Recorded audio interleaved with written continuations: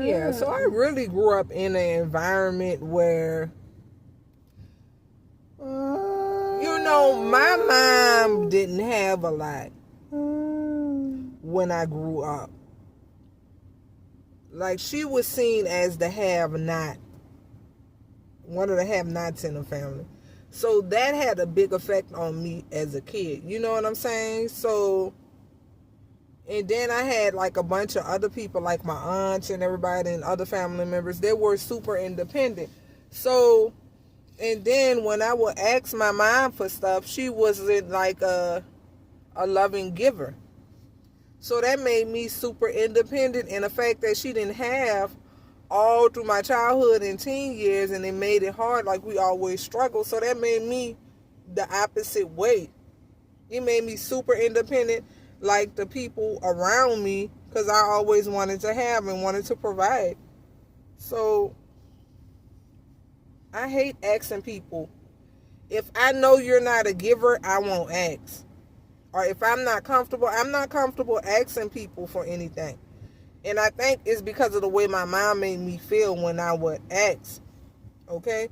But like my family members, the ones that will really take care of me without, like, I know like friends and strangers who would give.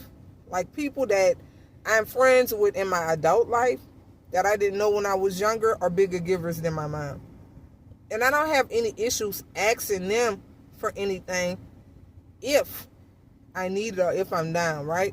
You can only say yes or no, right? I know genuine givers, but I didn't come from, like, my parents aren't genuine givers. So the effect of not being a genuine giver when you have kids is your kids are afraid to ask people because they're worried they're going to be judged. They're worried that people are going to talk about them, or like my mom, scream, or just be nasty. Because if you don't have something, just say you don't have it, And that's how I started out, communicating with my kids better, or my son. Or if I don't have it right now, I try to see if I could get it later, instead of just screaming and hollering or just not wanting to give, So, like I said, this experience is humbling to me because I don't like that. And when I do go out of my way to ask for help and I don't get it, it's even more burdensome on me. I know people that get help who are fraudulent and who are scammers. But unfortunately, that isn't me.